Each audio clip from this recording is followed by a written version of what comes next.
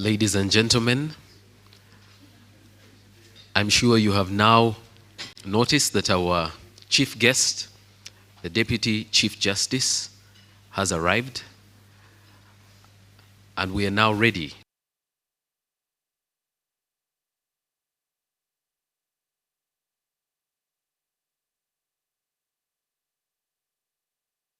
in Kampala, and those joining us online via Zoom and other social media platforms. We are glad that you have joined us for the launch of the Uganda Judiciary Scorecard Report 2019 and Awards Ceremony. I call it 2019 because this is not the first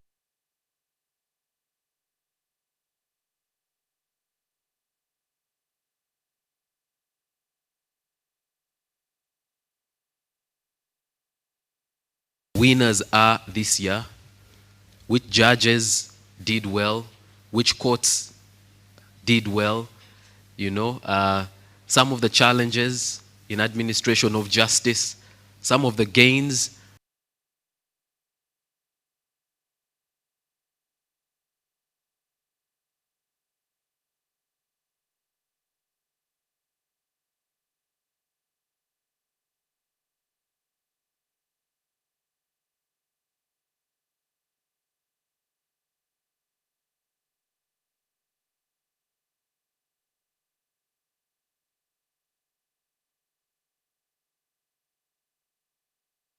Quickly informed you and you were able to join us for this activity.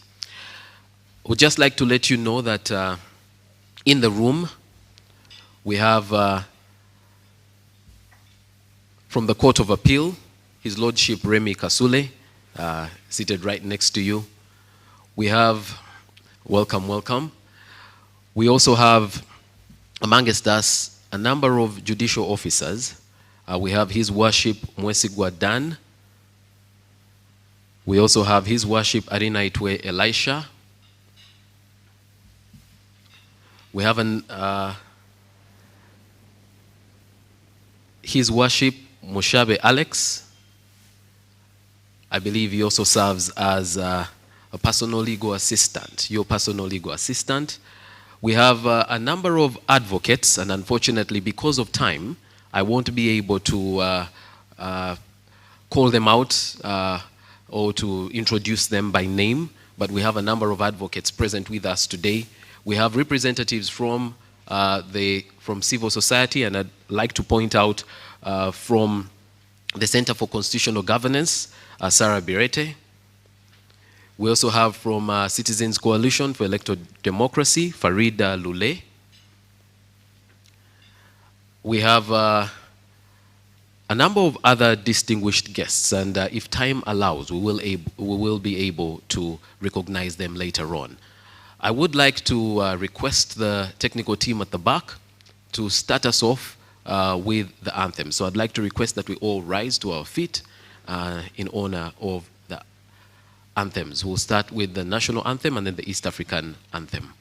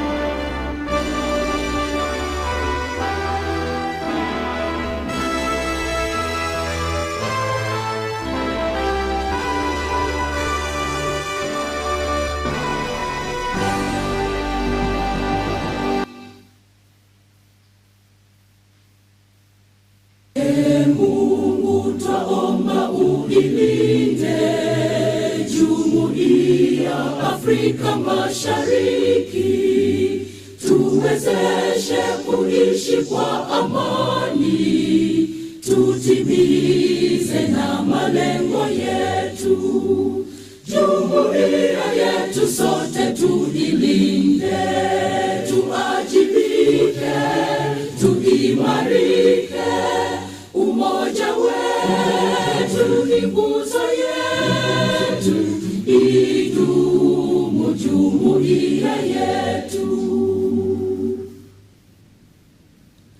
Uzalendo pia mshikamano viwe msingi wa umoja wetu, na tulinde uhuru na amani, mila zetu na desturi zetu. Jumuiya yetu sote tuilinde, tuajibike, tuimarike.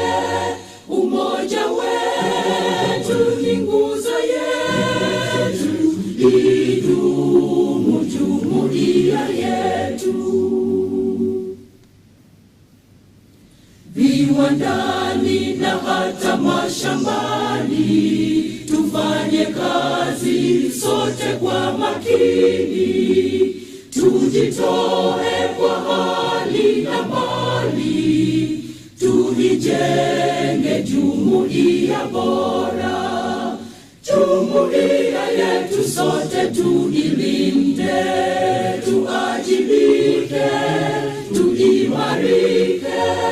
Umoja wetu ni nguzo yetu, idumu jumuiya yetu.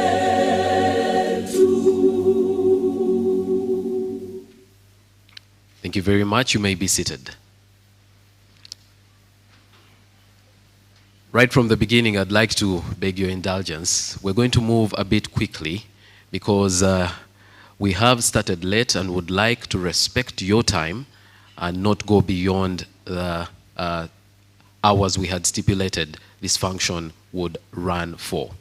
I therefore will skip very quickly to invite a board member from the organization that's convening us, that is the Center for Public Interest Law, CEPIL, and that's Mr. Francis Gimara. He's better known, or more commonly known, as the former president of Uganda Law Society. As he comes, I would also like to let you know that his former vice president is here. And you know, there are certain vice presidents that were debating yesterday. Huh?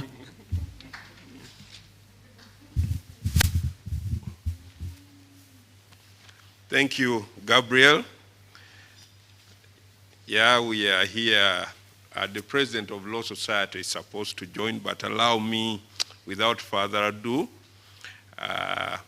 recognize with humility the presence of the Deputy Chief Justice, who is representing the Chief Justice this morning, the Justice Remy Kasule, judicial officers present, and indeed all distinguished guests, ladies and gentlemen, in your different capacities. You are most welcome to the launch of the Judiciary Scorecard 2019. Before I even say anything regarding the comments around the scorecard, my Lord DCJ, on behalf of CEPIL, and indeed on my own behalf, I congratulate you upon your appointment as a Deputy Chief Justice.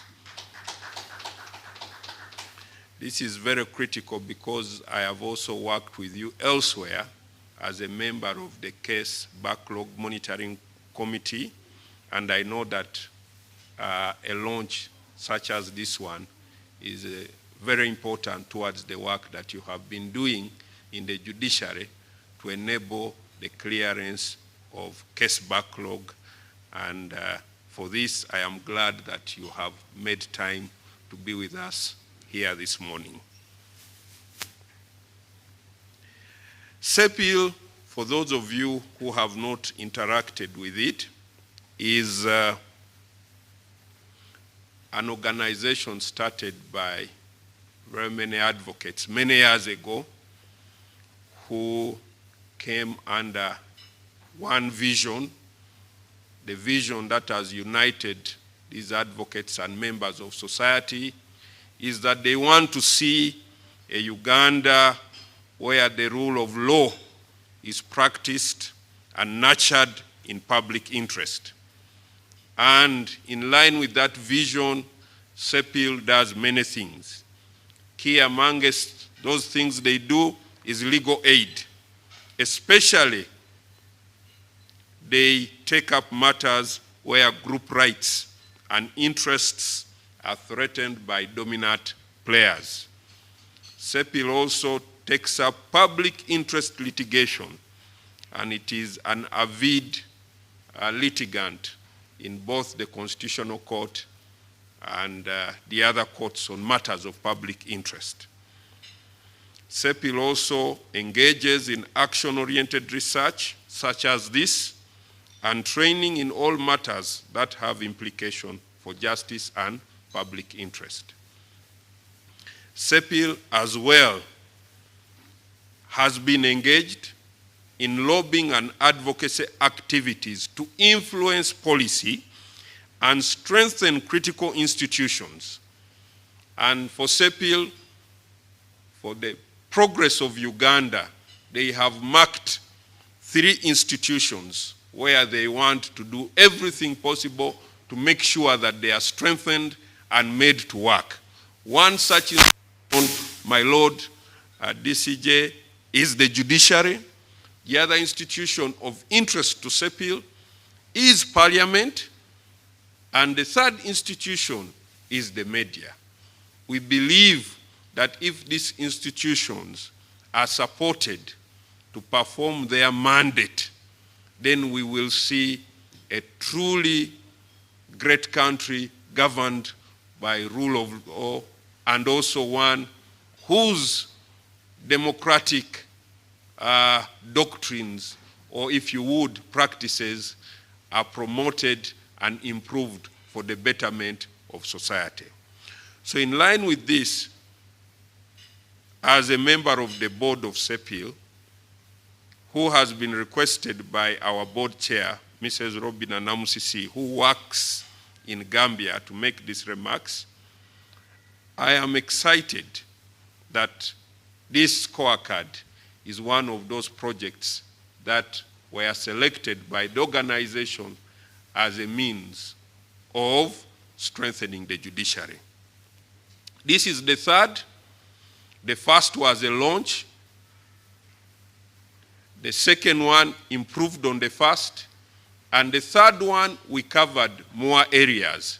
But still, we have not been able to cover all the courts, my Lord DCJ, across the country because of limitations of funding. But we hope that as we progressively do these scorecards, we will arrive at a place where we cover all the courts in the country. Now, why the scorecard? The mandate of the judiciary is really to deliver justice in the name of the people and for the people of Uganda. So it is critical that the judiciary gets a feedback from the people of Uganda on how they are executing this mandate.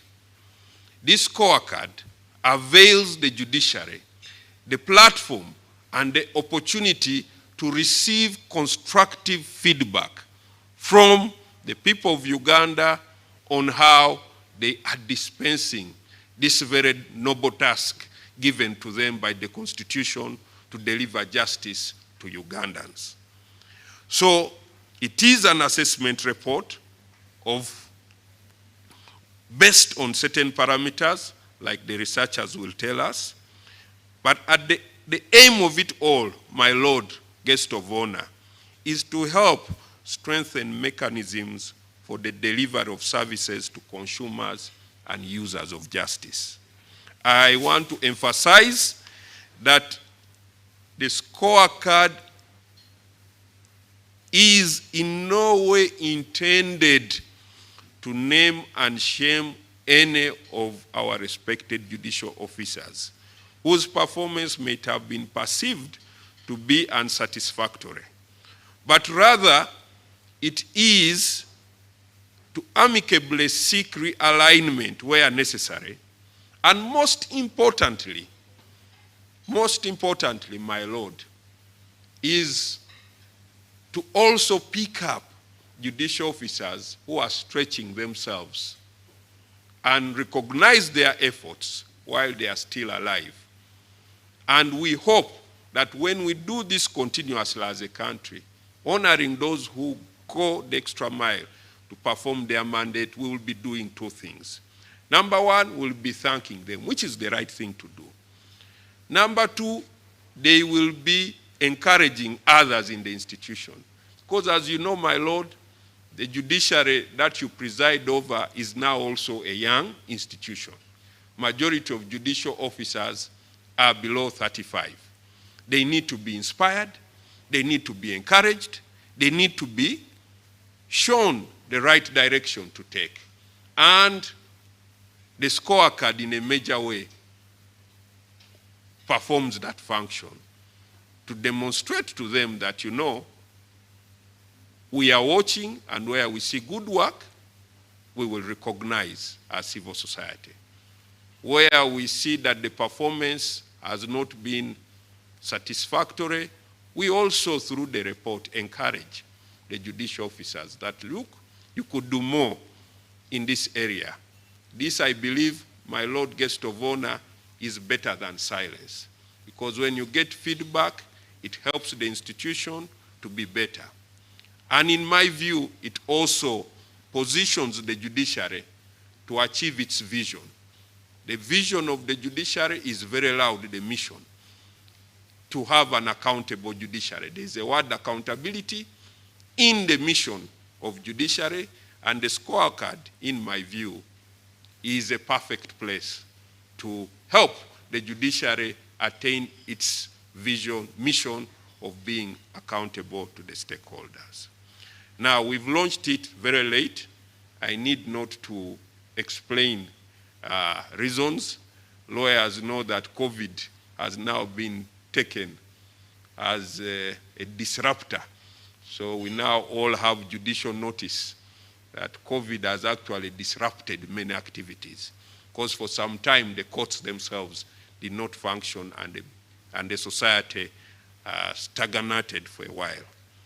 So we're launching it late because of those reasons, but we hope the one of next year will be launched much earlier than this. My duty as a board member is to welcome all of you and to thank you for coming. We can't recognize you by name, but we thank you who have, because also it takes courage nowadays with all these COVID things to attend functions. So allow me say to thank you for being courageous to come for coming to this function, and also allow me thank those who are participating online, you know, in the launch. Thank you so much for being part of this. I want to also thank the entire team that tirelessly worked to ensure that the research and the launch is a success. The CEPIL team, thank you so much, and you are very many, but wherever you are, I see many of you. Thank you for the good work, and as the board, we really appreciate. You've worked tirelessly to make this day successful. I want to thank the research consultant, Mr. Rogers Twesige, who is here. Mr. Rogers, thank you so much. And together with Mr. Solomon Rukundo, Mr. Solomon, thank you. Please clap for them. They did a fantastic job, as you'll hear from them, in making this work out. Solomon led a team of lawyers who appraised the quality of judgments, and he will share with us the report. We also engaged the technical team that reviewed the findings of this research, and this consisted of Ms. Sisi Kagaba from AKU, and my former vice president, the very able Alice Namuli Blazevic. She's there. You can stand and clap for her, please. Yeah? She's a partner with Katende Sempebwa. And Mr. Athan Sereko. I don't see Mr. Athan Sereko. These ones gave the team constructive feedback and recommendations which improved on this report. I also want to recognize my colleague on the board, Mr. Ronald Hijero. Thank you for coming. Together with Sarah and everyone from the civil society. Again, I cannot mention you by name, but we deeply appreciate your presence in this place. So to the guest of honor and the judges here and all judicial officers, thank you for coming. And what remains is for me to wish you a fantastic morning. Thank you so much. God bless you.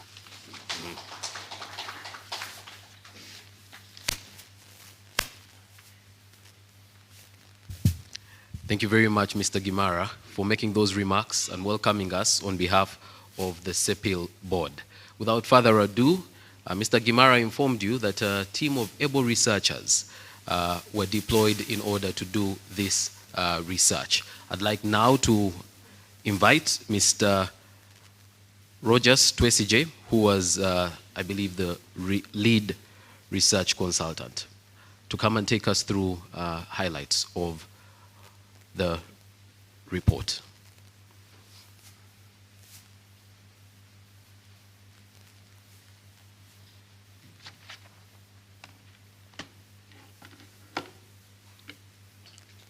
Thank you, the MC for the day. Your Lord, the guest of honor, Deputy Chief Justice, and everyone in their different capacities. I want to thank CEPIL for giving me this opportunity to present the results from this particular assignment. It's an assignment that I'm very keen to. I'm a social scientist by background, and sometimes with a bias towards health research. I lead a team at Review Research Center, a private research organization. So when I got an opportunity to work on this particular assignment over the last couple of years, it's always an interest for me because judiciary and issues of the law are things that no one can run away from despite being in different sectors. So despite being slightly outside my scope of research, I always look at the opportunity to take it up and support the team at CEPIL to implement this. And I want to thank them to give me that opportunity, but also to allow me to present this. I'll request the person who is in charge of the presentation to just follow me as I continue. So my role was a simple one. I basically led the team that was doing the implementation of the research. CEPIL plus other technical team members designed different tools, and my role with my team was basically to oversee the implementation of this, basically collecting the data, analyzing the data, and also writing the report together with CEPIL and other technical members based on the data that we have collected. So I just want to give a brief background about the parameters of the tools that we use for the scorecard. I request the person on the presentation to follow me. I have one here, so just continue as I go on. So for the scorecard, we basically focus on 6 parameters, at least according to what the technical team at CEPIL and other areas that came up with. And the 6 is fairness in the administration of justice, impartiality, professionalism, certainty, behavior and attitude, and communication. So these are the things we focus on quantitatively for most of the people that we talk to. And I just focus to just give a highlight of what entails each of them. For fairness in the administration of justice, we focus on if the judge or the magistrate or judicial official treats both genders equally, organization of the case file, or gives clear orders and decisions based on facts and evidence of law. When we go to impartiality, we assess issues related to availability of case files, informs the accused of their rights, gives time for one to explain their case, conducts unbiased proceedings. In terms of professionalism, we assess indicators related to clearly knows and understands the case, knowledge of law and regulations, and these are assessed from the point of view of the litigants and legal professionals. Certainty focuses on, tries to resolve cases in due time, or manages the court calendar. And behavior and attitude focuses on culture and religion, recognizes culture and religion of others, always available in court as scheduled, respects court users or other court users, and controls the courtroom or explains reasons for absence. For communication, it basically communicates to court users in a polite way or does not use odd or abusive language. So these are the components of the six parameters that we focus on, that we request litigants and legal professionals to assess at different judicial officers. So in terms of the scale of the 6 parameters, they are scored on a scale of 1 to 5, with 1 being low, very low, and 5 being the exceptional on all the parameters. I just wanted to note that the scorecard is based on 2 items, as that was mentioned. I focus on the quantitative bit, which we focus on litigants and legal professionals, but also there is a review of judgments, which my colleague will be talking about. So the scorecard is a combination of the 2 activities. Who do we talk to when we are in the field to collect this information? So we talk to judges, registrars, magistrates, clerks, and as I said, legal professionals. We talk to local government political leaders at district level. Within the civil society, we talk to officials working with civil society organizations, but also we organize conversations and discussions with social and cultural leaders at community levels, and as well as litigants in form of court users of the general public. For this particular scorecard for 2019, as mentioned, this was done last year, but due to the uncertainties that have been around, we've not been able to present this. But this data was collected between August and December last year, over that period of time. And we were able to achieve 2,918 litigants. We talked to 581 legal professionals. We made 449 observations of judges within there when they are and magistrates in court. We talked to 8 judges and magistrates who make up the 26, 42 clerks, 37 officials from civil society organizations, and 8 registrars. In terms of data collection points, as mentioned, we don't cover all the areas based on certain limitations, especially financial, but we do assess courts in Kampala for this particular one for 2019, Mukono, Jinja, Mbale, Gulu, Arua, Kabrole, Masaka, and Mbarara. So the results we are presenting are best courts in these particular locations, as we'll be showing. So in terms of output, the highest number of interviews we're able to achieve were the family division within in High Court in Kampala, and the list was in Gulu, Chief Magistrate's Court. But these are the numbers that we were able to achieve, a combination of both litigants and legal professionals. But in terms of distribution, you would see that majority of the interviews that we got from legal professionals and litigants were around assessing high courts, which is 60%. 33% were assessing chief magistrates courts, and 7% were at higher courts, that's the Supreme Court and Court of Appeal. This is just a distribution of the legal professionals and litigants, as you'll see that a big percentage of the interviews that we did to assess the different judicial court officials and courts were from the litigants, and of course, because of the general public, so they contribute the biggest percentage, and legal professionals, the fewer, are the ones that we were able to do in that way. So how do we collect this data? I'd mentioned a bit that we did observations and the rest, but just to specifically note that we do, for the scale that I mentioned earlier of the parameters, we have a structured tool with a list of questions that I mentioned, measuring the 6 parameters, that we deliver to legal professionals and litigants, and they make an assessment and scale it and give them a score between 1 to 5 for the different judicial officials at different courts. We also do key informant interviews, in-depth discussions and conversations with judges, magistrates, registrars, as well as members of the civil society to just tell us more about what they think about the performance of the judiciary in the past 1 year.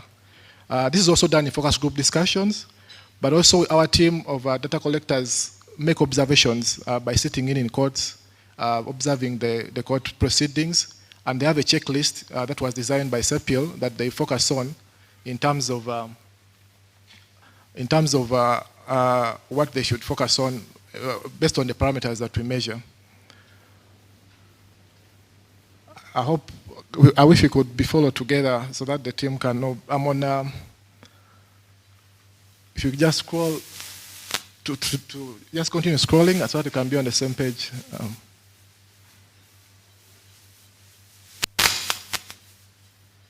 Please just continue. Yes, there. So in terms of analysis, we have the 6 parameters, and they are each scored on a scale of 1 to 5. But ideally, when it comes to analysis, we give different weights to the different parameters. And as you can see from here, fairness in administration of justice is given the highest weight, and that is 45%. Impartiality, 30%. Professionalism, 10%. Certainty, 5%. Behavior and attitude, 5%. Communication, 5%. And so that's how we're doing analysis based on the scores that have been given on a scale of 1 to 5. But when it comes to analysis, we weight based on the weight given to each parameter. Just to mention that, like any research, we have a few limitations which have already been identified, that we are not, we don't go to all the courts in the country, so it's just a few of the courts. And so what we present here may not be, can be generalized, but just to mention that it's a limitation, that we don't cover all the courts. And also the scale that is being, the scale that we present to litigants and legal professionals, it can be subjective. It's based on the understanding, the experience, and the satisfaction of that particular legal profession or professional or litigant, based on their experience with the service, with the judiciary. And so it can be subjective, but that's something that it comes from them. It's not that someone is based on what they have experienced with the courts. It can be positive, it can be negative, and it has an implication on that. But we believe that as we put this together in a number on the general public of over 2,900 litigants, the output should be able to give a clear, sort of a near picture of what the opinion is of the judiciary in the general public. Later, we say that the scores we present are based on a combination of scores from litigants and legal professionals. We just have to identify that not all judges and magistrates are scored by both the legal professionals and litigants. And so the scores are based on those that have been able to be scored by both legal professionals and litigants. And those that have only been scored by one item, we present them in the report separately, but the ones I'm presenting right now are based on those that were courts that were scored by both litigants and legal professionals.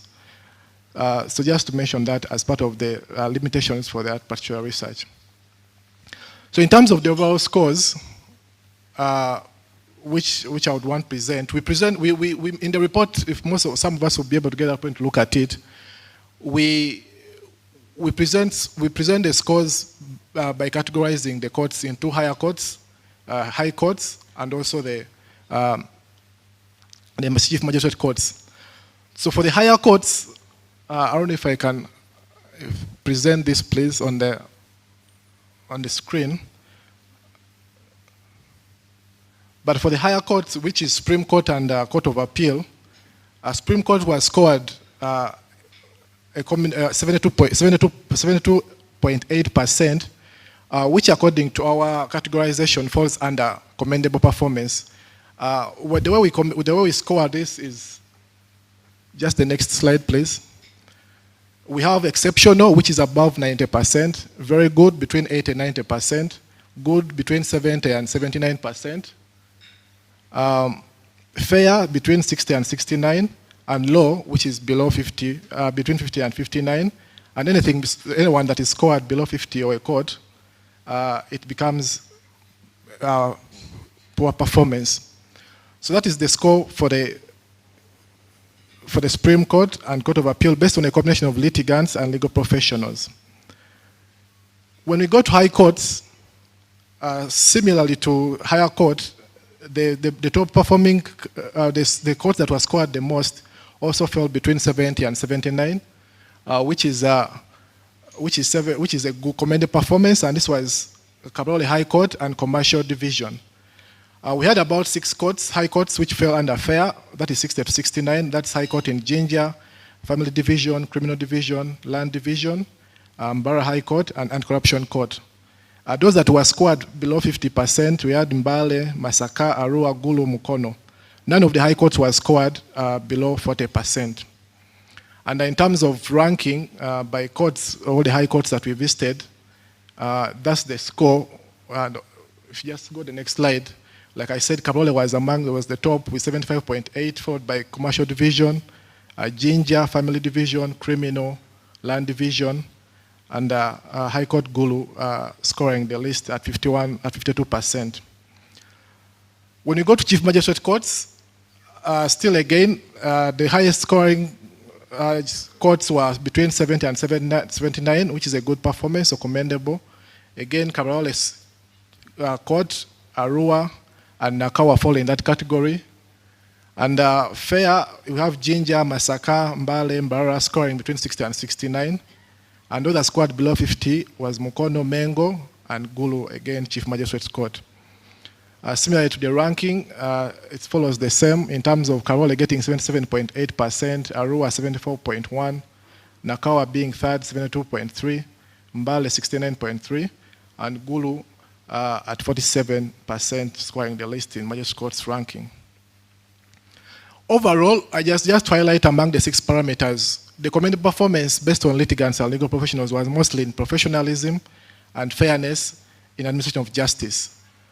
Parameters that seem to score low or that we ranked as areas for improvement were mostly impartiality, certainty, behavior and attitude, and communication. This is where the courts that mostly scored low compared to the other parameters that we identify as areas for improvement. As I said, we also did courtroom observations, and just to give a snapshot of some of the results that came from here, most of the scores were above 80%, but the highlights that probably need areas which were areas of improvement was the judges or the judicial officials explaining reasons for delay, which was the least scored at 48%, assigning of interpreters at 69%, making an effort to describe court processes to court users was also scored low in the court observations. But issues of appearing ready, prepared for the case, presides over with efficiency, gives enough time for litigants to explain their case, gives reasonable time to witness to witness their evidence. These were all scored above 80. But issues of explaining reasons for delay, assigning interpreters, and explaining court processes for court users are the ones that were scored the least in terms of courtroom observation. In terms of civil society viewpoints, and these are key points that came from qualitative discussions with officials from these different civil society non-government organizations, group discussion with religious leaders and other community leaders at local levels.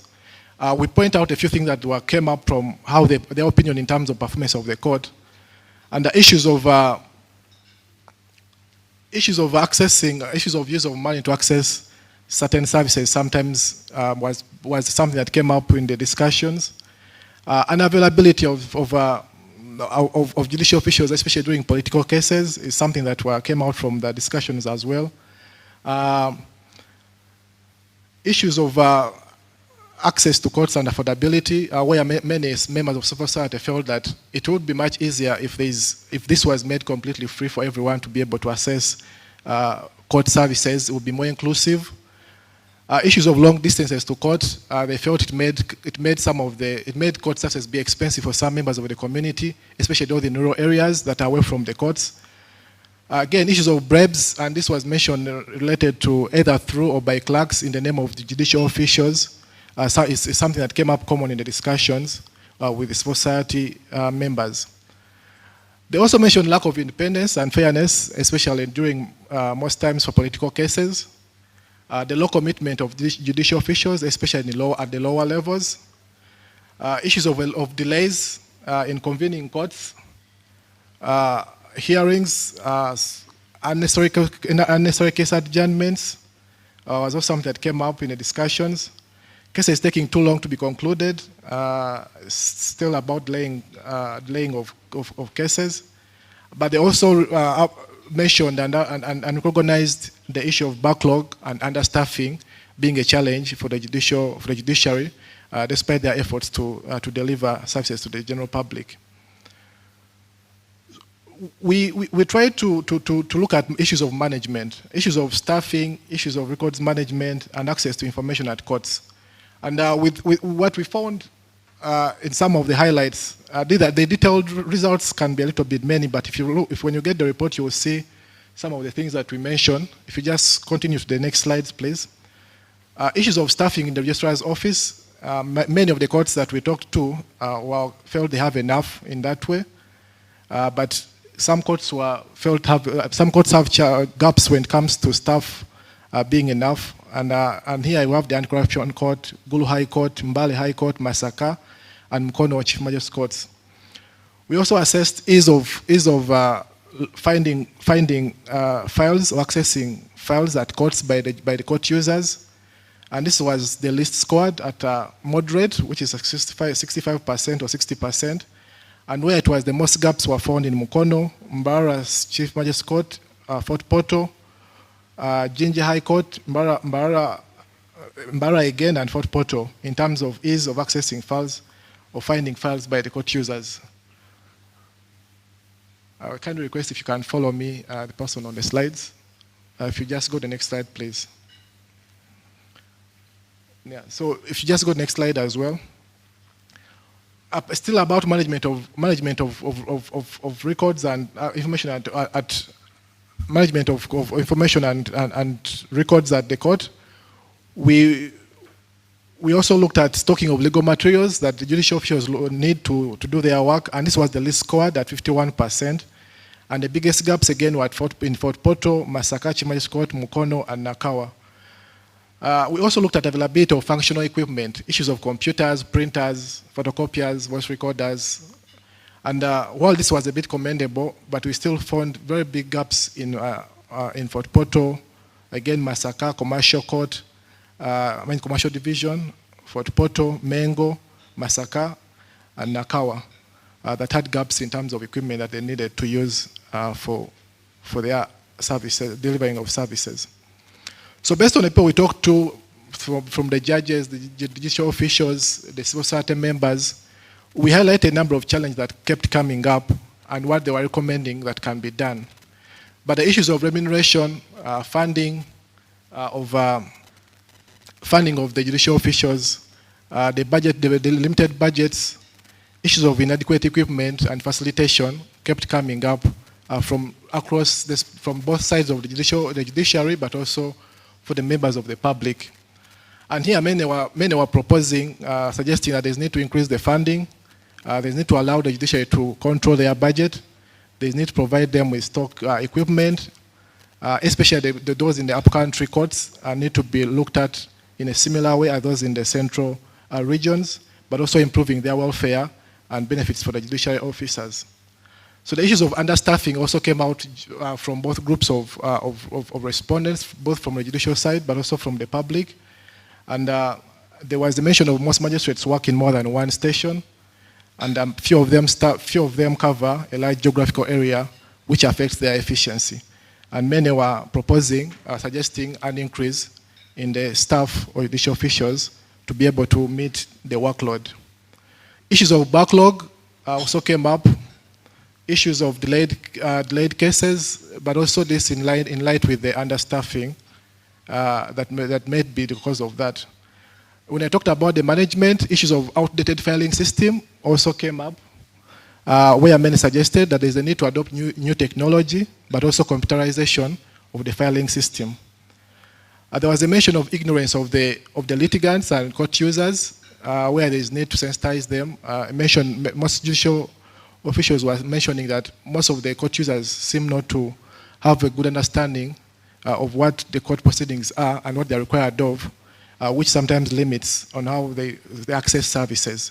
And therefore, improving communication with court users and also organizing sensitization for court users was proposed. Issues of unrepresented litigants in terms of being able not to access lawyers and all that. This goes back to the issue we mentioned, that there's need to extend legal free services to those that cannot afford at all. The issue of language barrier also came up in terms of challenges, both from the general public, but also from judicial officials, where they either have to rely on interpreters, but also in most times, in some cases, the interpreters are not available, and therefore putting a barrier in delivering services to the general public. Generally, based on the challenges on that were put up and recommendations, it was proposed that there is a need for capacity building for some of the judicial officers, especially in specialized trainings. And here there was a mention of issues of cases related to corruption, cases involving litigants that have mental problems or challenges, and that most of the judicial officials may not be able to handle such cases, and therefore a need to capacity build them in such specialized trainings. The improvement of availability of basic services to the general public, especially inclusiveness for people with disabilities, also came out very strongly from the civil society. Close monitoring and evaluation of the judicial staff, especially on issues related to improving attitude, but also commitment to provision of services. That monitoring and evaluation would play a key role in making sure that there is positive attitude, but also commitment from the judicial officers. The issue of bribery through clerks, many suggested that there is a need to continuously transfer clerks to eliminate solicitation of bribes in the name of judicial officials, that many stay in one place for a long time, and this makes them much easier to do whatever they want. And frequent transfer would limit this in the due course. There was also a suggestion that judicial officers, in terms of when they are promoted, appointments, there's a need to consider the skill or expertise and knowledge, being able so that they are appointed and put in places or positions that are beneficial in line with their skills, knowledge, and expertise, so that judicial officials with particular skills and knowledge and expertise are taken advantage of in dealing with some cases that are very specific and cases that are very specific for improving performance of the courts and the judiciary at large. So those are the general outcomes and a few of the suggestions that I've picked from the detailed report that we wanted to highlight in this from the people that we talked to in terms of assessing the judiciary. I will allow my colleague to go into the next part, which is assessing the review, the judgments they did in terms of reviewing judgments and the quality of judgments, to take you forward on that. Thank you.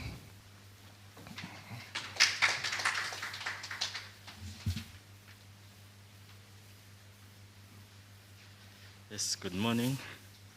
I'm Rukundo Solomon. I was part of a team of 6 very capable lawyers who reviewed the judgments from the High Court, Court of Appeal, and the Supreme Court. Yeah, so this segment of the scorecard will examine the transformative role of the judiciary through the analysis of the selected judgments and the selected participating courts. The objective is to assess the performance of the judges of the High Court, justices of the Court of Appeal, and the Supreme Court on the basis of the judgments that were issued. The importance of writing judgments was highlighted in the Nigerian case of Abdullahi versus the state, where the judge, who also happened to be called Abdullahi, stated that the writing of a judgment is an art. In carrying out this art, although each judge is free to follow his own style, to produce a good judgment, it is very essential that a judge must show a clear understanding of the facts of the case, the issues involved, the law applicable, and from all these to draw the right conclusion and make a correct finding on the credible evidence before him. In writing a judgment, the underlying factor is fairness to the parties to avoid doing anything that would result in a miscarriage of justice. Yeah, so we came up with 5 parameters as we were reviewing the judgments. The 5 parameters are 1, the justice's grasp of the facts of the case as narrated within the judgment. The use of the law applicable, that is identifying the law, whether it is a provision of the law or a precedent, whether the judgment or ruling advances the law, that is whether it has any jurisprudential value. Then the resolution of the issues, whether the law was properly applied to the issues, and finally, whether the reasons for the decisions are articulated in a clear manner that can be understood by even an ordinary person reading that judgment. We also took into account, these were general ideas we had in mind as we were reading. We took into account the style of writing, the attention to grammar, effort to minimize errors, and accurate citation of precedent. So the total of each parameter that we considered had 20 points, and the total would come to 100 points. The team that reviewed these judgments included myself, that is Solomon Rukundo, Miss Faith Ato, Miss Doreen Kansime, Miss Sylvia Namaweje, Miss Suki Lucy, and Miss Judith Aboto. From the Supreme Court, we reviewed a total of 39 judgments. Of these, 26 were criminal appeals. The evaluation of individual performance in many of the judgments was a bit difficult because some of the decisions are panel decisions, so we couldn't identify a specific justice to whom we could ascribe the grades that we were giving. We note that the Supreme Court commendably played its role, its transformative role, and as was highlighted in a number of decisions. One notable decision was Parliamentary Commission versus Mwesije Wilson. This was in regards to Section 5 of the Parliamentary Remuneration of Members Act, which was found to be contrary to Article 93 of the Constitution, because the Section 5 allows the members of Parliament to increase their salary by motion, whereas Article 93 requires a bill presented by government. So we found that very commendable. Among our recommendations for the Supreme Court is that Supreme Court justices should always strive to write individual judgments, as this opens room for scholarly debate on legal issues, which leads to further development of the law in general. It's helpful when we can find even a slightly dissenting opinion among the different judgments that have been given, and can incite some scholarly debate amongst us. Then, being the precedent-setting court, the Supreme Court should clarify the law to the fullest extent possible to avoid any ambiguity. This came up because it was possible to read a few judgments and find 2 or 3 lawyers that have read the same judgment and are coming to different conclusions as to the exact law that is applicable when you're reading that judgment. That can be quite problematic when this is the highest court setting precedent. In the review of the Supreme Court judgments, we found the best performing justice to be Honorable Justice Nshimye Augustine. We noted that his judgments are properly articulated in terms of law and precedent, and several of these judgments are of great jurisprudential value and highly reportable.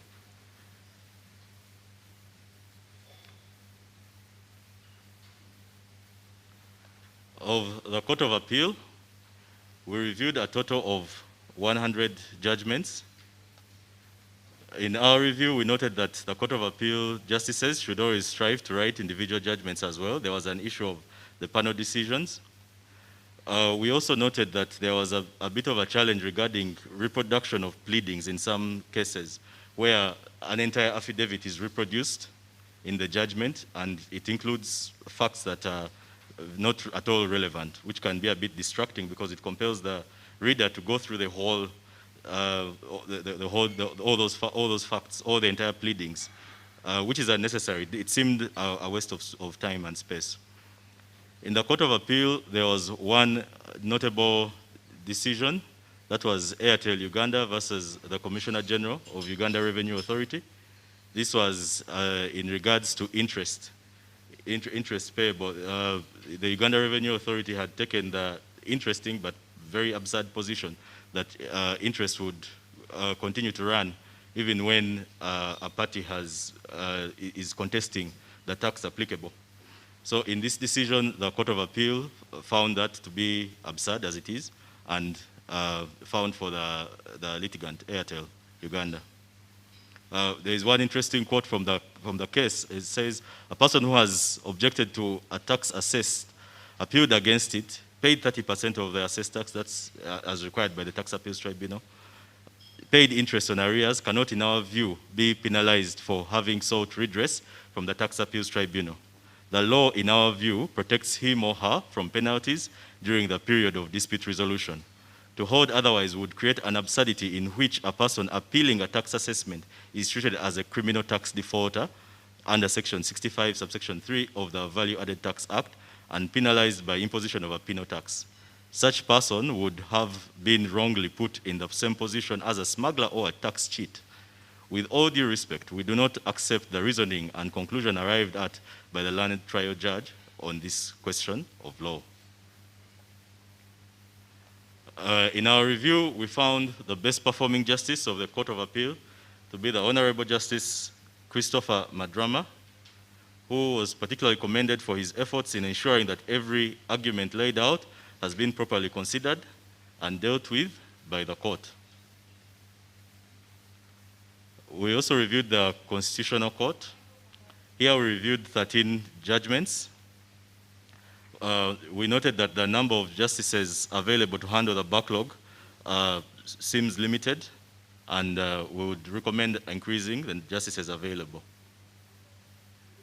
One notable decision was the Kasande and another versus Uganda, where the applicants had been charged with embezzlement, and they had an 18-month delay in the prosecution of their case, and the DPP did not withdraw the case or proceed further.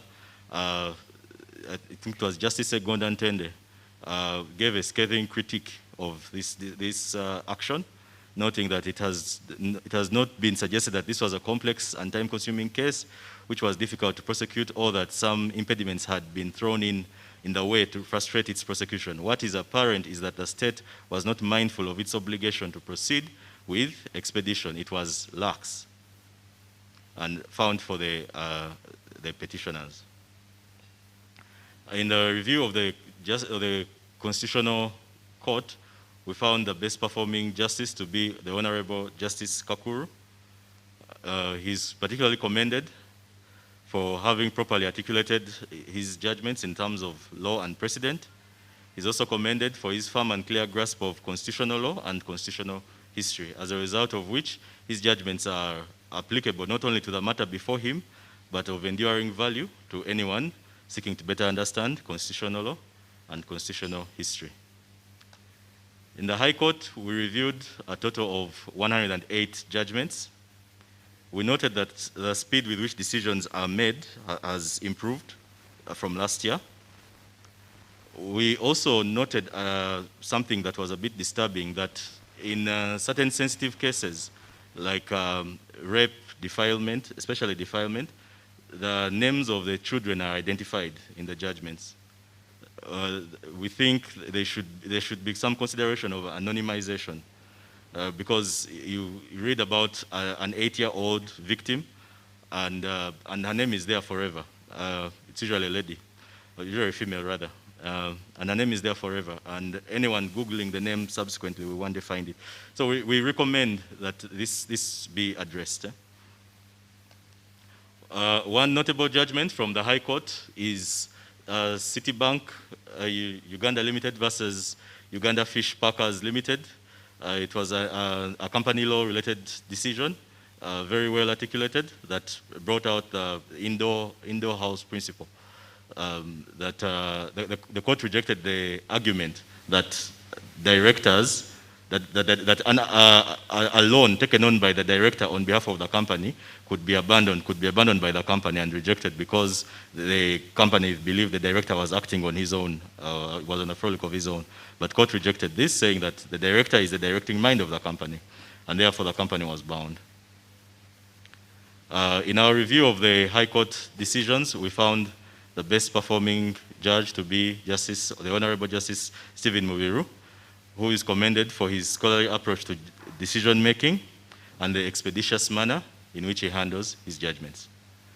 Thank you very much.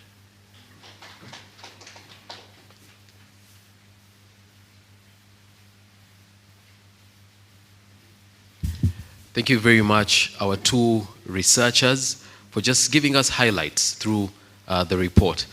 We apologize that you were not able to follow on the screens. Technology can be very good and certain times can, yes, be such a distraction. So we're no longer using wires to connect to the projector. We're using a wireless connection. So the wireless connection kept dropping, and that is why at a certain point you could not see or you could not follow the PowerPoint presentation. But I believe the two gentlemen have done a wonderful job. The reports will be made available, whether in hard copy or via soft copy for those of you who left us with your email addresses, so that you can even read further. It is no secret that there wasn't enough time for the gentlemen to give even more detail. And I know there could be some questions, but unfortunately, the time we have does not allow for us to go into that. So I'd like very quickly to go to the next session. You did realize that while we were receiving these findings, we were joined by the president of the Uganda Law Society. I had someone refer to Mr. Gimara as His Excellency. So I will say Her Excellency Fiona Wall, and congratulations on your recent win and taking on the office. In fact, at this point, I would like to invite you to come and make some remarks on behalf of Law Society. Please invite her with a hand clap. For those of you that are joining us online, and for those of you who would like to comment on social media, Facebook or Twitter, we're using the hashtag Judiciary Scorecard UG. Judiciary Scorecard UG. So please use that hashtag so that we can follow your comments, so that the people who are not able to be in the room can follow the discussion as it goes on. Thank you very much. Welcome. Thank you, Gabriel.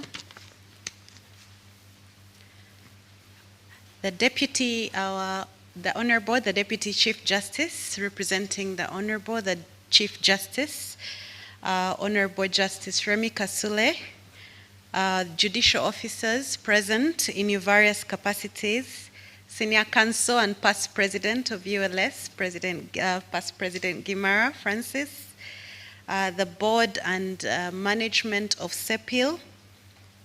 We have heads of various civil society organizations present. Ladies and gentlemen in your various capacities, good morning. I bring you greetings from the Uganda Law Society, from the Council and other members of the Uganda Law Society, and I'm very happy to be here. I'm very happy that we have been a part of this, and would like to thank CEPIL and the Ford Foundation. Let's give them a big hand clap. Allow me also to recognize our former Vice President, Ms. Alice Namuli. Very happy to see you here. Please wave to the crowd. Yes. So, as Uganda Law Society, we really appreciate this. I think this started when President Gimara was in office, and it's very good to see that. I think this is the second report, the third report, yes. And I'm very happy to see that there are actually commendable achievements from the last report. I'd like to applaud in particular the fact that this time we are looking at what the court users think and how demystified the court processes are now for the court users. We still have a lot of work in demystifying and humanizing the courts, because the people that need the courts the most are the ones that fear them the most. So we have a lot of work to actually bring this closer. We also want to appreciate the judiciary, our Honorable Deputy Chief Justice, for the constant innovations. For instance, recently I saw the Judiciary Customer Charter. I thought that was, let's give them a big hand clap. I thought that was really modern, and it's very clear. I hope it will be translated so that everybody else can use it. It's not just us lawyers. And we also appreciate the challenges you're working under, like staffing, And looking at the results, I was not surprised that commercial court did so well because of the innovations like the commitment to ADR mechanisms, because that I think has contributed a lot to the backlog, but also breaking it up. The issue of attendance of courts is a concern, especially in the lower courts. We've had cases in the last few weeks. I've been getting emails from my members where people go to court, especially upcountry, Sironko and other places, and by 9:15 the court is still closed and there's nobody around. I think these are things that are very problematic. I also did not see a plug-in as to the other JLOS players, what they contribute to the challenges of actually adjudicating these matters. And one of these, I mean the availability, for instance, of files for prosecution, how quickly people are processed so that they're not delayed before they come to court, but also availability of facilities, because I know that sometimes matters are delayed because prisoners have not been brought to court on time. So it would be helpful to see how those plug in, how they affect the external factors, the external players, and we see how we also address them as going along with our budgetary issues of staffing. I think that would work. Again, I cannot stop congratulating the judiciary and passing the Judiciary Administration Bill. We are looking forward to seeing the budgets approved, to seeing better staffing. As we speak, I think the understaffing is one of the biggest problems in the judiciary, and we appreciate that the backlog will not be dealt with, especially with what COVID did to us. In almost doubling that time, we lost about 6 months between COVID, court vacation, and now elections will also create another problem. So with these realities, we really need to see that finance shows commitment by putting their money where the bill is now, the act is. Would also like to applaud judicial activism, and I'm very happy that I think the results of your evaluation of the judges, of the judicial officers, reflect our general perceptions as the bar. And one of the things I want to say is that Justice Kurian Joseph from India says that when the legislature's laws prove to be inadequate to administer justice, courts ought to dare and ought to say what the law is and what the law ought to be. It's an obligatory role of the court against injustice, and I think we should always applaud this, and would also like to commit as the bar that we shall always recognize the judicial members that are using their courts to change, to create positive change. I'd like to agree with that observation on sexual offenses. I think we had raised it with the Honorable, the Deputy Chief Justice in our visit to him, and I'd like to say that not only do we want the victims to be, there's a code, in other courts they use codes, I think, to recognize these people. Would like to see that, but also as we continue to innovate, we realize that we need to simplify and again demystify the processes of the courts for the users. We have things like video conferencing, and I know we have the rules and everything, but there are so many members of my bar that still do not appreciate the nitty-gritties of these processes. I just saw from Kenya, they have breakdowns of little systems, just flyers that show how to break down these systems, because I know when we start e-filing, a lot of people will not know how to access it unless we simplify and break it down. Many times we assume that the court users know, especially the lawyers, but I would like to speak for my people and say that we need further awareness, further interactions. The last thing I wanted to say is that as we try to come closer to the court users, to come closer to the people that actually need justice, we need to also employ simpler awareness mechanisms. If we can have some engagements and invite some of these people even in bar bench fora, some of the community leaders, I think it would go a long way in getting actual feedback from the people that benefit from these courts. I would like to also say that as a Uganda Law Society, we're committed to working with you, especially in capacity building of the members of the lower courts, because I have seen this in work. I think the last JLOS training we had on diversion, my lord, by that time we had cases in, this was actually for stakeholders, for JLOS stakeholders, and I just want to give you an example. So we had magistrates and police officers, OCCIDs from various police posts, which had been identified as keeping children and juveniles in the cells, in the police cells, beyond even the 48-hour rule with adults and all these things. And when we had this training in diversion, I did another sweep of those cells, and I'd like to report that the only police station that remained with issues was Naweru, and they had not attended the training. But I also wanted to applaud the magistrates at that time that immediately they received this training, they did what was required of them. So training works, awareness works, capacity building works, and as a law society, would like to partner with you to see that we work on this. I'd like to applaud the judiciary on the SGBV sessions. I think let's give them a big hand clap, because this was a very ignored aspect, but it's really producing results, and now we're in our second session. Thank you so much. I'd like to not say too much. I'd like to thank our funders, Ford Foundation, for their support. I'd like to thank everybody that has been a part of this and everybody for being here. I hope we'll take back the word. We're going to continue participating. As the bar, we still feel that we can be involved even more. So we're availing ourselves. When you need our opinions, we shall be able to avail them. I'd like to now invite Honorable Justice Kasule, who will invite the DCJ. Please welcome him.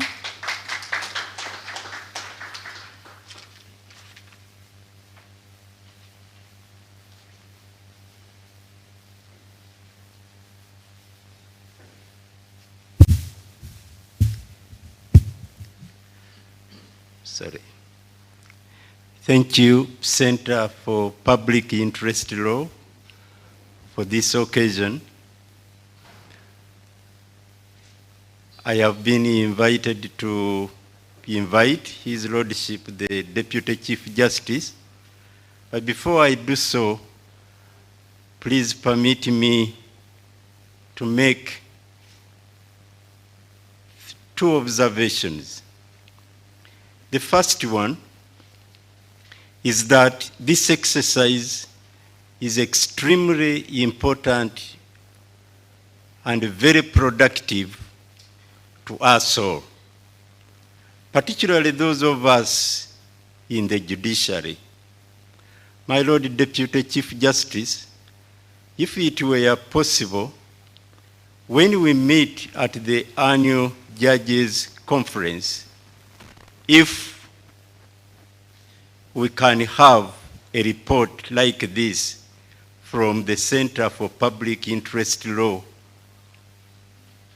given and considered at the annual Judges Conference, then we should be able to address our weaknesses and also to increase where our strengths are.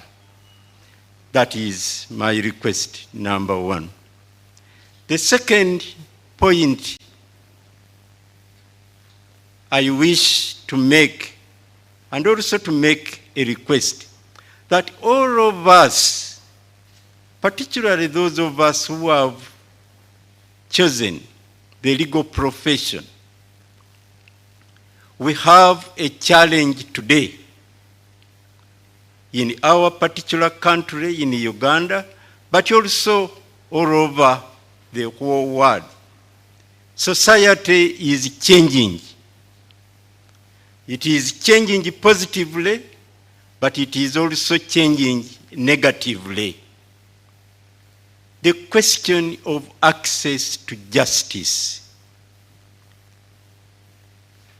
How do we ensure that each and every one who has a need to seek relief from courts of justice, from institutions that manage justice in our societies, gets access to these institutions? How many people in Uganda, without legal representation, can pursue a matter in the Supreme Court in Uganda? Can pursue a matter in the Court of Appeal? Can pursue a matter in the Constitutional Court? Indeed, how many people can pursue a matter in the High Court? Access to justice. What can we do as members of the legal profession, as Ugandans,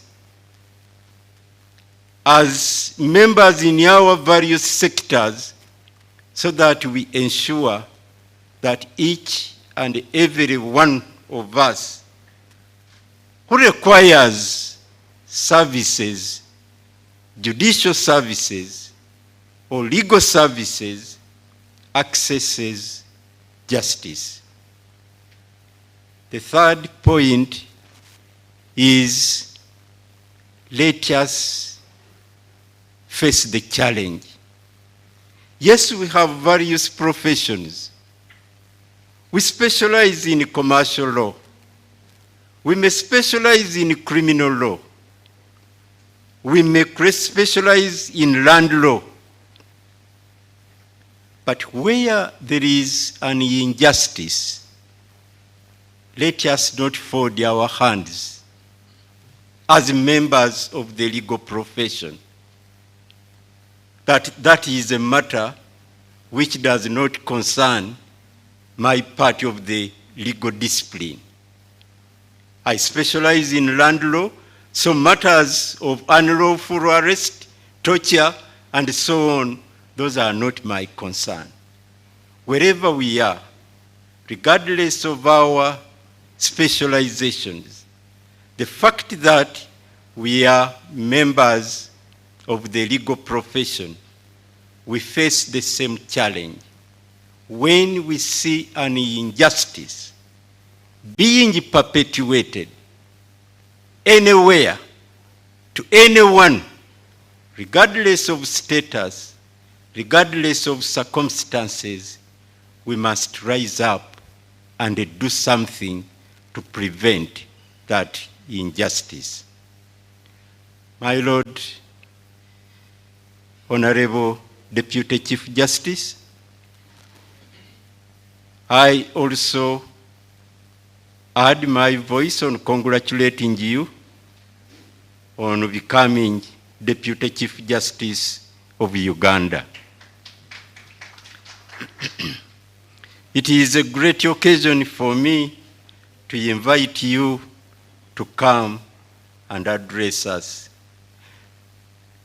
The Honorable Deputy Chief Justice has great commitment to the judiciary.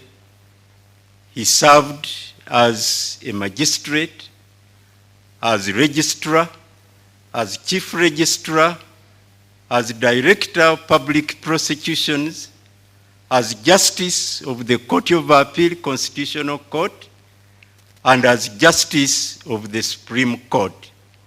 And now he is serving as the Deputy Chief Justice.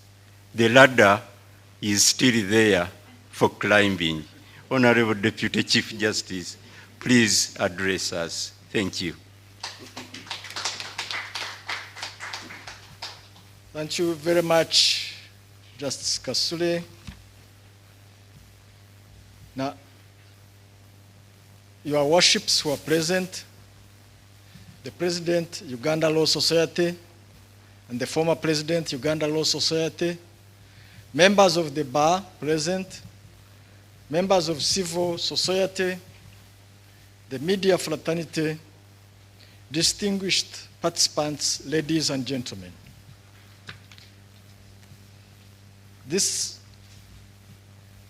My presence here is in respect of the Chief Justice, who desired to be with us all here today, but had an urgent appointment and is not able to be here, and asked me to make this presentation. It is my honor and pleasure to address you today during the occasion of launch of the Judicial Scorecard Report 2019. I'm grateful to the organizers, the Center for Public Interest Law, for inviting me, and here I'm referring to the Chief Justice, to speak to you and launch the scorecard report.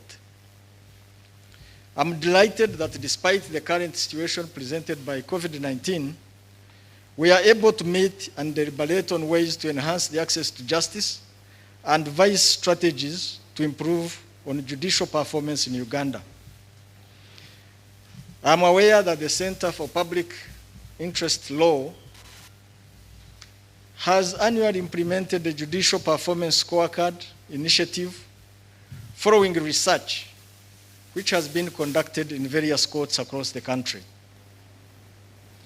Different parameters were used to collect the data regarding how judicial officers performed their mandate, and in accordance with the following attributes: fairness, impartiality, certainty, professionalism, behavior, and communication.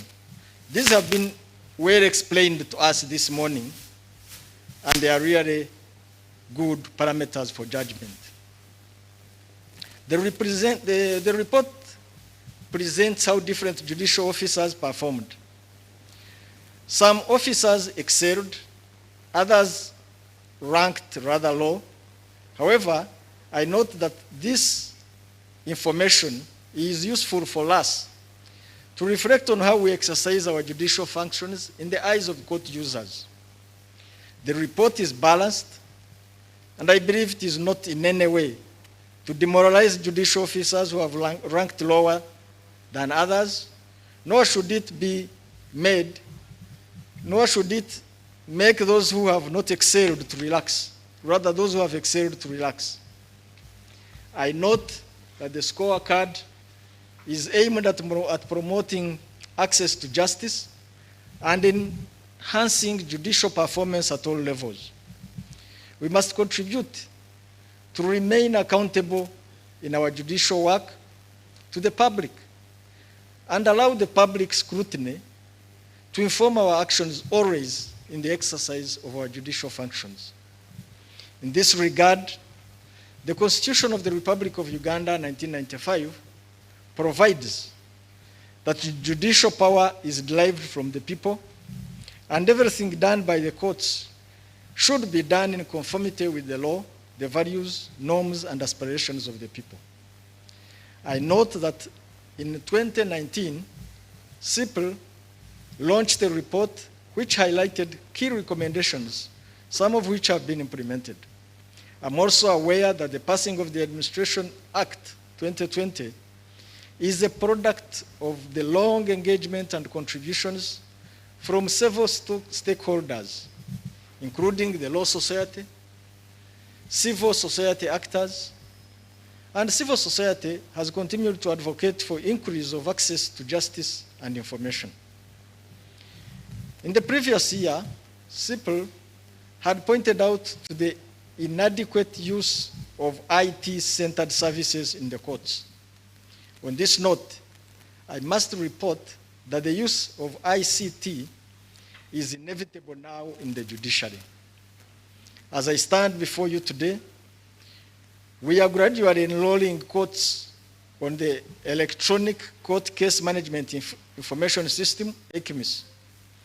This system provides for e-filing, e-court recording, video conferencing, digital presentation of evidence, e-libraries, and enhanced user interface between court staff and the public. It is my hope that with ICMIS, perceived and actual corruption in the judiciary will be eliminated, especially where effective contactless economic case management system is in place. It will also improve on our monitoring and evaluation systems. Tracking of case files in the system will also be eased. There is currently evidence that we have at least a case backlog reduction at a small percentage of 4%, from 24% to 20% in the year 2019-2020. This is arising from a deliberate policy to fast-track cases, such as those related to constitutional interpretation, sexual gender balance-based violence, homicides, commercial and land matters, among others. The courts have continued to exercise their mandate despite the recent spike in the case of COVID-19 in the country. I note that, like the other two arms of government, the judicial experiences operational challenges, some of which may require concerted efforts to overcome them. These include sensitization of court users on court processes and inadequate numbers of judicial officers to meet the ever-growing justice needs in the country. I'm confident entities like CIPLI come in to close the information gaps in the administration of justice. Therefore, the judicial scorecard that we are launching today presents recommendations which may inform our interventions as an institution, and together with partners like you, I am confident that our critical decisions will have to be made and undertaken in bringing gaps, in undertaking to bridge the gaps in the administration of justice for all.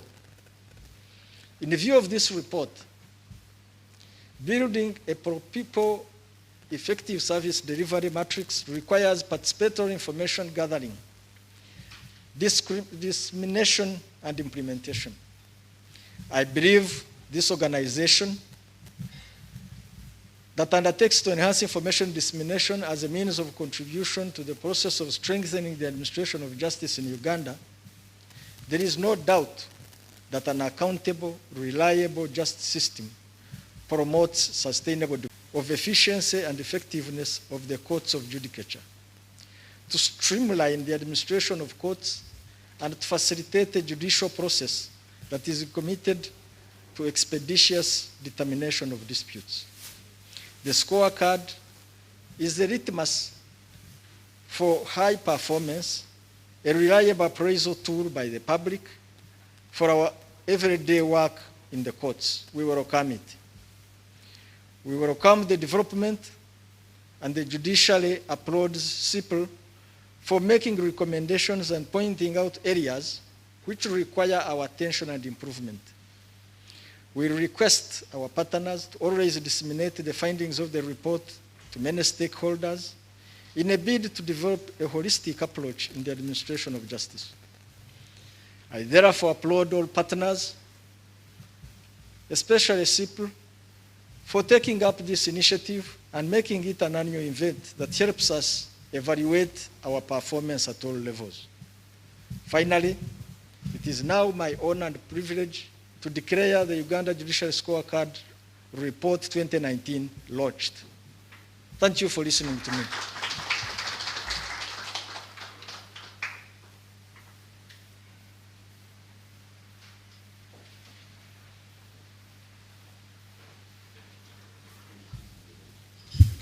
My Lord Deputy Chief Justice, thank you for launching this report on behalf of the Chief Justice. We would like you now to go ahead and sign the report as a sign of the official launching.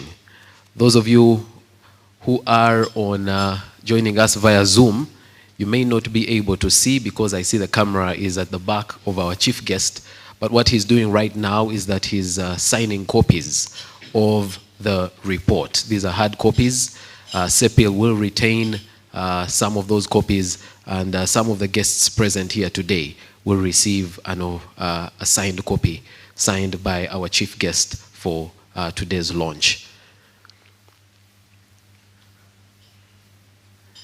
Justice Remy Kasule, thank you very much for those remarks. We particularly take note of, the request. And as CEPIL, we pray that the judiciary will actually, invite CEPIL to give highlights of this report, because this will definitely add to the efforts of extending justice or delivering justice to the people of Uganda. I'm sure CEPIL is willing and ready when called upon to come and actually, do this noble duty.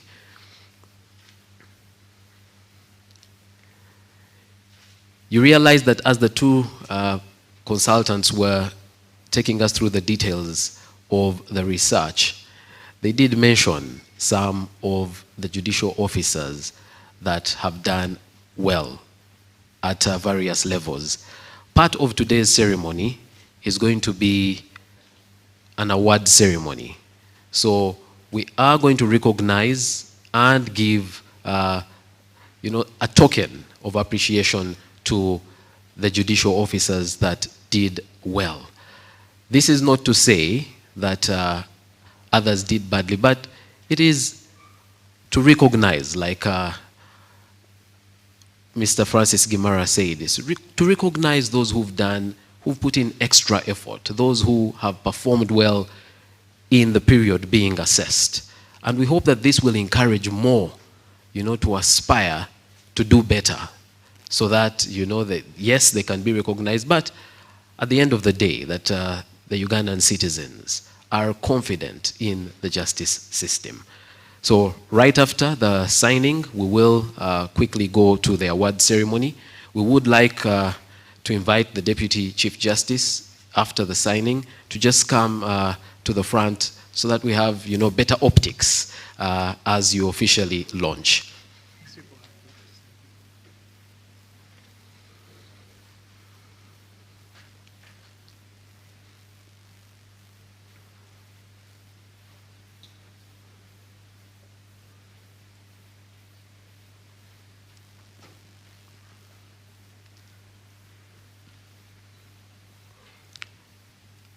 Ladies and gentlemen, both present physically and virtually, this is the launched judicial scorecard for 2019. Would like to thank the Chief Justice in absentia, but also the Deputy Chief Justice who is here representing the Chief Justice. But we also recognize you in your own right as the Deputy Chief Justice. And we thank you for all the efforts that you have made through the years to improve the judiciary. All right, thank you very much. My Lord Deputy Chief Justice, we would like now to move to the award ceremony. We note that some of the people we will be recognizing or awarding today are not present, and therefore we will still go ahead and recognize them. We will read their names, but their plaque will be retained and given to them at a later date. But for those that are present, would like you to come to the front very quickly, because we would like to respect and the SOPs. There will be no shaking of hands. However, you will still receive your plaque from the Deputy Chief Justice, and you will be able to take a photograph.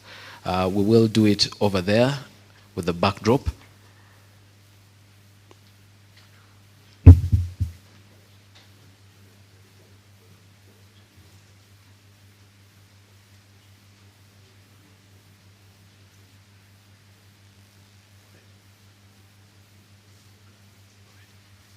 Yes, I'm being informed that actually all the people who we're recognizing were informed, and those who are not here because of official duty. Many of them are actually in court. So, but these will be given to the Chief Justice, and they will receive them from the Chief Justice for those that are not present with us. So the first...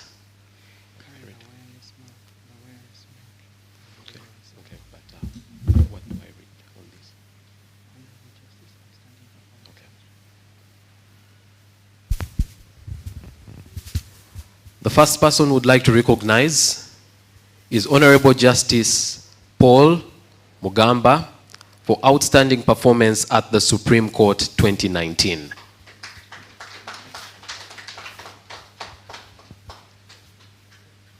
Next, would like to recognize Honorable Justice Bat Katurebe, former Chief Justice, for outstanding performance at the Supreme Court 2019.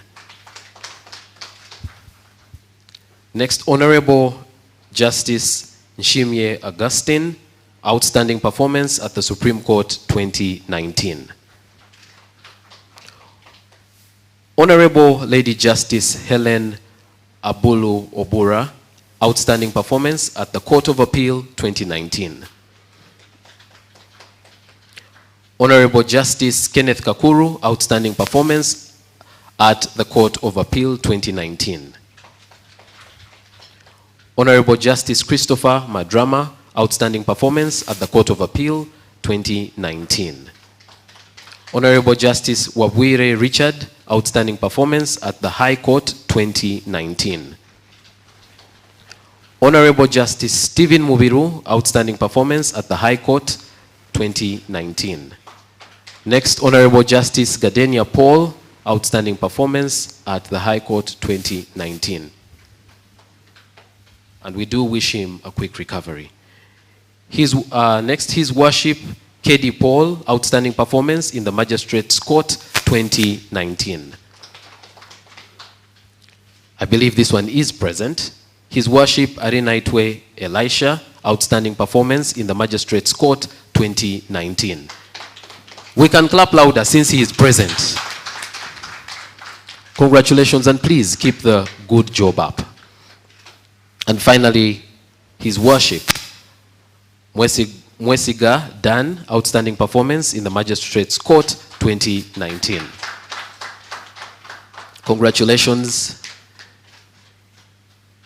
And we look forward to seeing you again next year.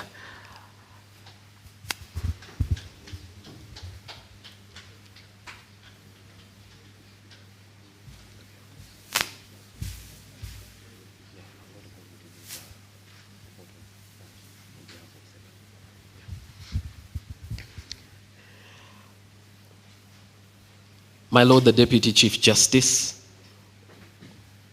all judicial officers present, members of the bar, civil society, and the media, would like to thank you very much for being present today for the launch of the Uganda Judiciary Scorecard Report 2019 and the awards ceremony. Would like to, in a special way, thank those who have been recognized today. May you keep the good job up. On behalf of CEPIL, I would like to thank you all for attending this launch. Those who are present in the room at Mestil, those who are joining virtually, would like to thank you very much. I'd like now to invite board member of CEPIL, Mr. Gimara, to come and move a vote of thanks. And even as we end, if you still have time, please, we still have something to eat on the balcony, and we will be circulating the report. Mr. Gimara?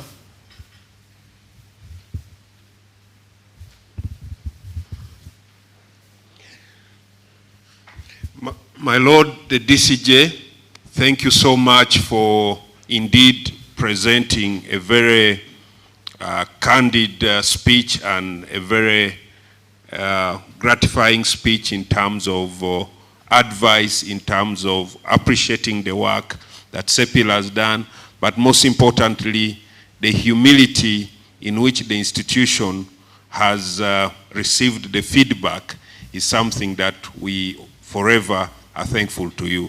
Thank you so much, sir. I want to thank Justice Kasule, as usual, for the wisdom and for the guidance that you have given us even in a very short time. I want to once again congratulate all those who have emerged top performing. To clarify that the top performing, we only recognize the top 3 performers in each court, but it was too close to call. And Supreme Court, there were top 3 performers, Court of Appeal, top 3 performers, in accordance with what the report and the research and the feedback were brought on the table, and also High Court, top 3 performers, and the magistrates as well, the top 3 performers. Now, details of all the other scores are in the scorecard report that will be circulated widely as advised by the guest of honor. We intend to do that. And also we, as SEPIL, would appreciate feedback on how we can make the exercise even much better, and we will be available to take that feedback. Breakfast is still served. Ladies and gentlemen, thank you for coming. We don't take it for granted that you took time to be with us. I pray that the Almighty God will bless you for coming to be part of this. Those online, thank you for being part of this. See you in the next scorecard 2020. God bless you.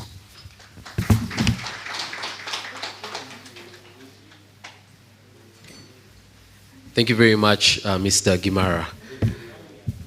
If you own any of the cars with the following number plates, would like to request that you go to the parking and unblock certain cars that you have blocked. UAS 793R, it's a Prado, and then UAW 621D.